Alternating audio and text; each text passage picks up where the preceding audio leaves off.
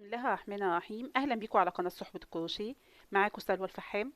بيسعدني ويشرفني دايما متابعتكم ليا على القناه، وبتمنى من ربنا التوفيق في كل شيء بقدمه لكم باذن الله. النهارده ان شاء الله هننفذ مع بعض الشنطه ديت.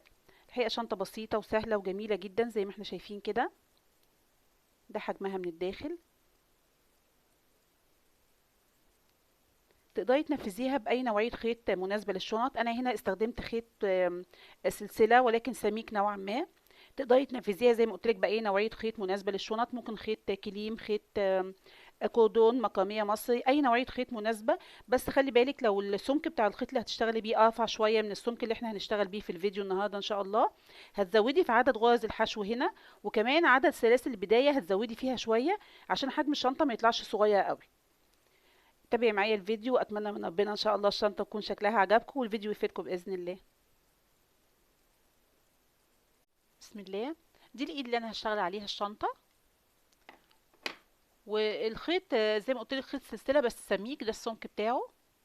لو هيبقى ارفع من كده هتحتاجي تزودي عدد الغرز اللي احنا هنشتغلها عند الايد هنا، هنشوف ازاي. وابره رقم 5.5.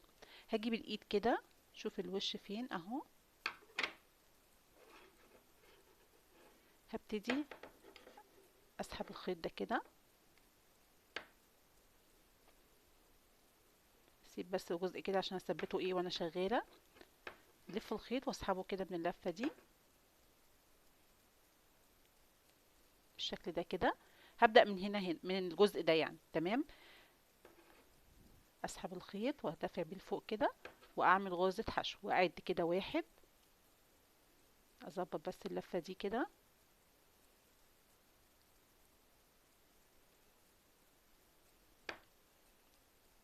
واحد، اتنين،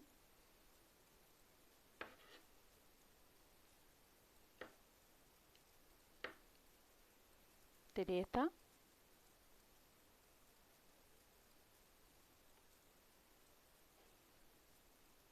أربعة.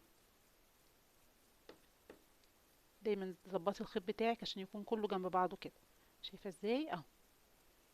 وطبعا الخيط ده انا واخداه كده معايا تحت الشغل اهو عشان اثبته. تمام. طيب انا كده اشتغلت 4 غرز حشو هنا. حاول بقى ايه ازقهم كده واكمل شغل بقى هنا.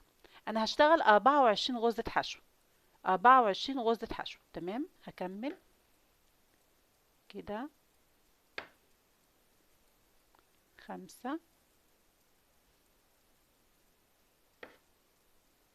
6،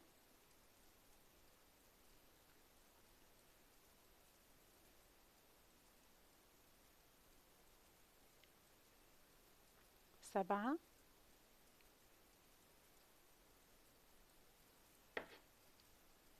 8. كل ما تشتغلي تحاولي تظبطي كده الغرز جنب بعض. شايفة ازاي اهو بالشكل ده كده. فانا هكملهم 24 غرزة حشو. تمام كده انا اشتغلت 24 غرزة حشو. في النهاية هنا اخر غرزة اشتغلتها هقص الخيط. انا عشان الخيط بس هسيب مسافة طبعا عشان ايه اثبته. الخيط سميك شوية فهقصه كده بالمقص. وبعدين بعد ما اقصه بالولاعة كده احاول ايه عشان ما ينسلش بس كده. تمام. لانه هيبقى صعب طبعا اقصه بالولاعة على طول بالشكل ده كده. بعد اخر غرزة انا اشتغلتها اهي. وبعد ما اقص الخيط بسحب بقى اللفة دي لفوق كده. وهسيبها دلوقتي. انا هثبتها بعد ما اخلص الشنطة، هثبتها في الشنطة نفسها. تمام. يعني هسيب الخيط دلوقتي مش هثبته غير في الشنطة لما اخلصها ان شاء الله. عشان يبقى صعبة طبعا ادخلها هنا بين الغرز هيبقى صعب شوية. فكده احنا خلصنا الجزء الاول. بتظبطي الشغل بتاعك كده. الايد التانية هشتغلها بنفس الطريقة بس مش هقص الخيط بقى، هخلي الخيط عشان نكمل شغل على طول. تمام. بنفس العدد وبنفس الطريقة. تمام كده. بعد ما خلصنا هنا اخر غرزة كده 24، نتأكد تاني 2 4 6 8 10 12 14 16 18 20 21 22 23 24 ايه، 24 غرزة حشو. وبعدين هبتدي بقى اشتغل جسم الشنطة. هرتفع 15 سلسلة، 1 2 3 4 5 6 7 8 9 10 11 12 13 14 15 سلسلة، تمام. وبعدين هجيب ده الجزء الاولاني اللي احنا اشتغلناه، هجيب كده على الظهر كده. فين اول غرزة اهيت، هاجي هنا عند اول غرزة اهي، واجي هنا كده، احاول بس ادخل الابرة هنا واسحب الخيط لفوق، هسحبه من الغرزة ديت وكمان من اللفة اللي على الابرة دي، شايفة ازاي اهو.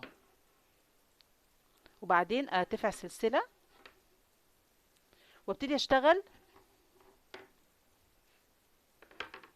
كده جزئين كده هيبقوا على الظهر.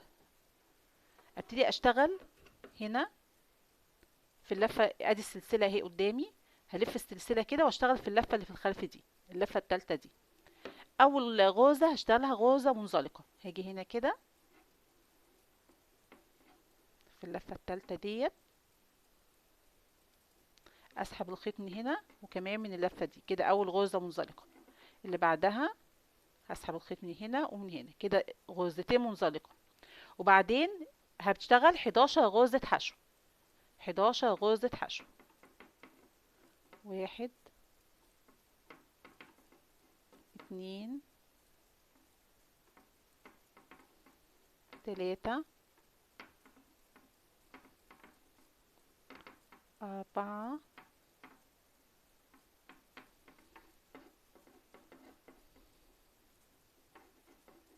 5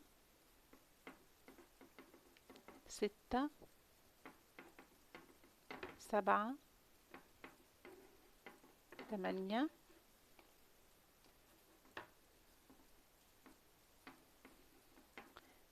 9 10 11 11 غرزة حشو. هيبقى عندي اتنين من ال15 هشتغلهم اتنين منزلقة، ادي اول غرزة اهي منزلقة، بسحب الخيط من هنا ومن هنا على طول. الغرزة اللي بعدها كمان غرزة منزلقة، اسحب الخيط من هنا ومن هنا كمان. يبقى دول كده ال11 غرزة اللي احنا ايه اشتغلناهم، شايفة ازاي؟ طيب، هاجي هنا في الجزء ده من الشنطة من الايد ديت، الغرزة اللي عليها الدور على طول اهي، تمام. هاجي اعمل غرزة منزلقة، يعني اسحب الخيط من هنا وكمان من اللفة اللي على الابرة كده، وارتفع سلسلة. وبعدين الف الشغل بتاعي، خلي بالك معايا، هلف الشغل بتاعي كده.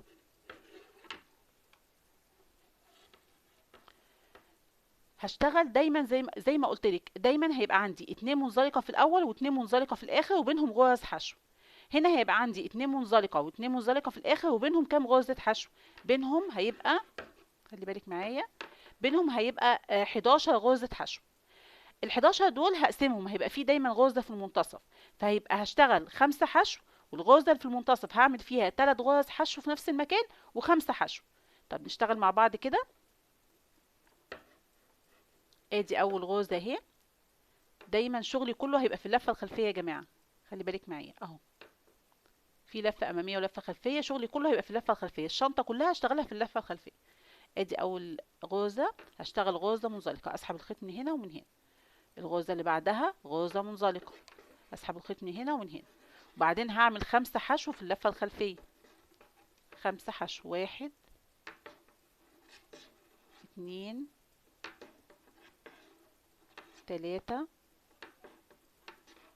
4 5. وبعدين الغرزة اللي جاية دي الستة هعمل 3 غرز حشو في نفس المكان، 3 حشو في نفس المكان، 1 2 3. وبعدين 5 غرز حشو في اللفة الخلفية، 1 2 3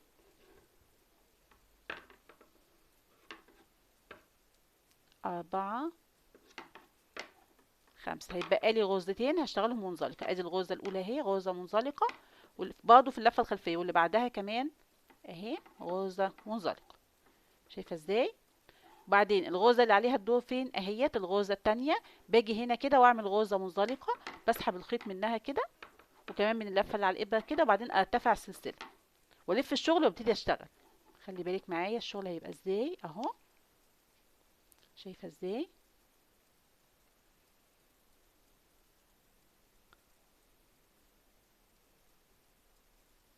انا عايزه بس اوضح لك طريقه الشغل هتبقى ازاي. خلي بالك معايا. احنا في الاول هنا كان عندنا 11 غرزه حشو. تمام، كان عندي 11 غرزه حشو. انا قسمتهم جزئين.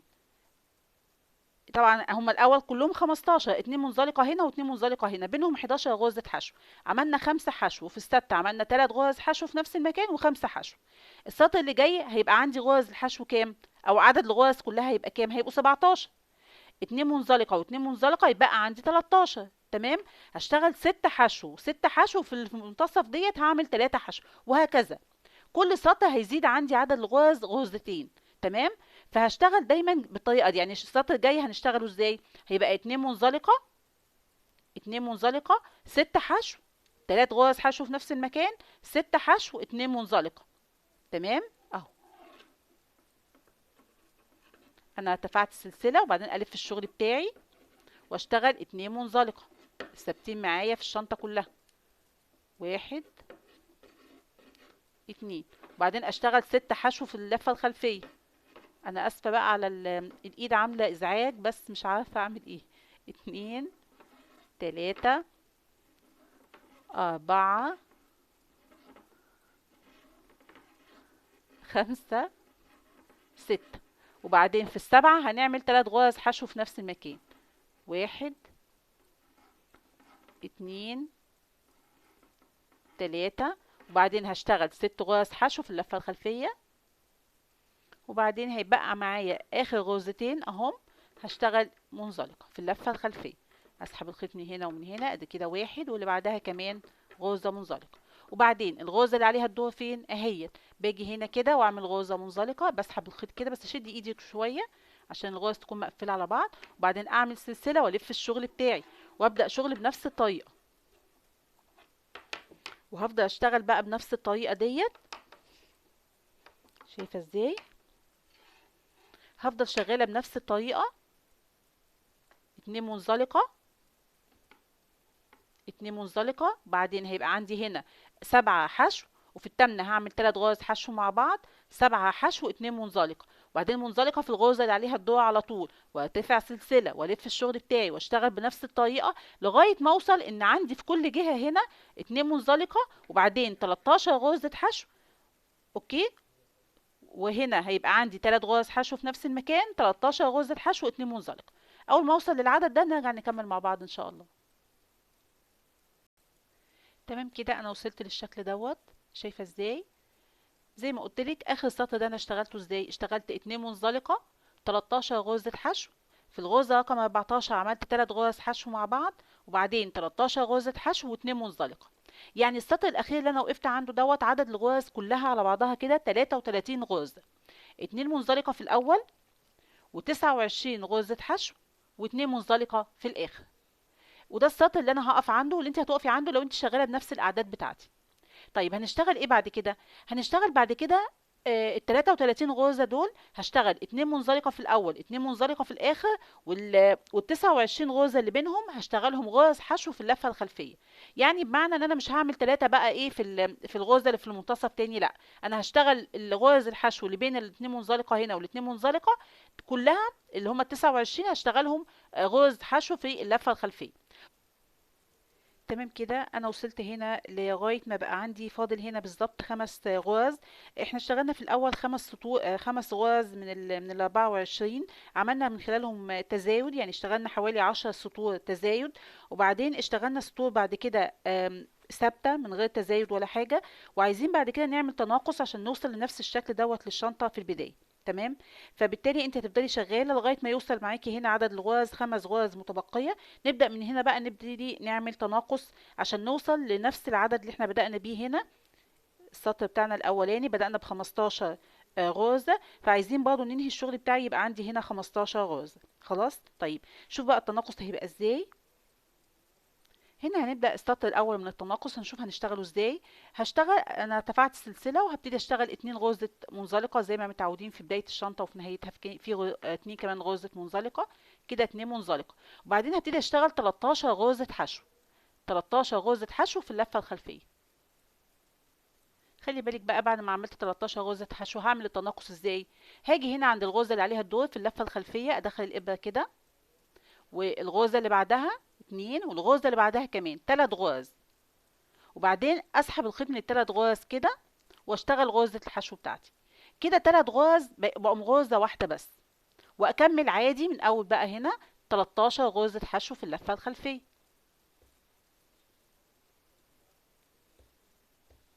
شايفة ازاي ال3 غرز كده بقوا ايه، بقوا غرزة واحدة، يعني كل سطر هعمل غرزتين تناقص، يعني كل سطر هيقل غرزتين. تمام. هكمل 13 غرزة حشو في اللفة الخلفية و2 غرزة منزلقة، واعمل منزلقة على الغرزة اللي عليها الدور، وارجع تاني وانا راجعة هعمل برضه تناقص، هقولك ازاي. السطر التاني من التناقص هنشتغله ازاي. انا اشتغلت 2 غرزة منزلقة، هبتدي اشتغل 12 غرزة حشو في اللفة الخلفية، 12 غرزة حشو في اللفة الخلفية، وهعمل معاكي تناقص برضو في 3 غرز، يعني التلاتة هيبقوا غرزة واحدة. هنشوف ازاي. الاول هشتغل 12 غرزة حشو في اللفة الخلفية، طبعا بعد ما عملت 2 منزلقة في الاول. هشتغل معاكي تناقص تاني، خلي بالك معايا هنا اللفة الخلفية الغرزة الأولى، واللفة الخلفية للغرزة التانية، واللفة الخلفية للغرزة التالتة، وبعدين هسحب الخيط كده من ال3 غرز كده وأعمل غرزة الحشو بتاعتي. كده ال3 غرز حشو بقوا ايه، غرزة واحدة، وأكمل أعمل 12 غرزة حشو في اللفة الخلفية. وبرده منساش بعد ما اشتغل 12 غرزة حشو ال2 غرزة منزلقة هنا، خلي بالك معايا، وبعدين غرزة منزلقة على الغرزة اللي عليها الدور، وارجع ارتفع سلسلة واشتغل 2 غرزة منزلقة، يبقى السطر اللي بعد كده هشتغله ازاي، هيبقى 11 غرزة حشو في اللفة الخلفية وتناقص بنفس الطريقة اللي احنا ايه اشتغلناها دي. وهتفضلي شغالة كده لغاية ما يوصل عندك عدد لغاية ما يوصل عندك عدد الغرز في النهاية 15 غرزة. تمام، عشان نوصل لنفس البداية هنا. تمام كده. انا بعد هنا اخر تناقص لما اعد الغرز دي كلها هلاقيها 15 غرزه زي بالظبط عدد الغرز اللي احنا بدأنا بيهم الشنطه. اخر سطر هشتغله انا هنا خلاص عملت منزلقه في اخر غرزه، وهرتفع سلسله، هرتفع سلسله والف الشغل بتاعي، وابتدي اشتغل فوق ال 15 غرزه دول 2 منزلقه، 11 غرزه حشو، 2 منزلقه. تمام كده. فاضل لي هنا اخر 2 غرزه منزلقه هشتغلهم معاكي هنا، والغرزة المنزلقة رقم 2. تمام كده انا خلصت الشنطة. هنهي بقى الشغل بتاعي ازاي. انا هقص الخيط، هسيب مسافة مناسبة بس كده عشان اقدر ايه، طبعا بالولاعة.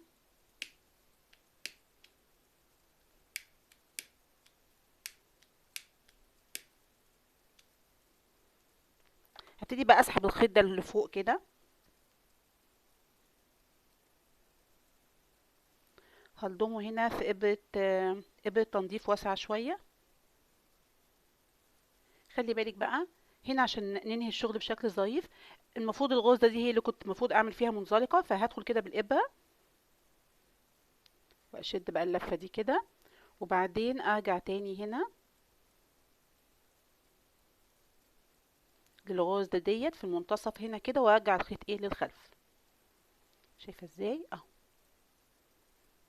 بالشكل ده كده، هتديني نفس الشكل ومش هيبقى في فرق يعني بين الغرز كلها هيبقى شكل واحد. طيب بقيت الخيط ده بقى طبعا هنا بين الغرز كده هحاول ادخله كويس جدا هنا كده، يعني غرزة غرزة كده،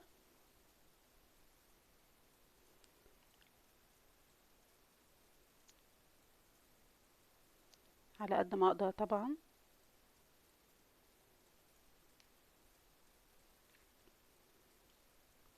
على قد ما اقدر هدخل الخيط كويس جدا بين الغرز واقص الزياده.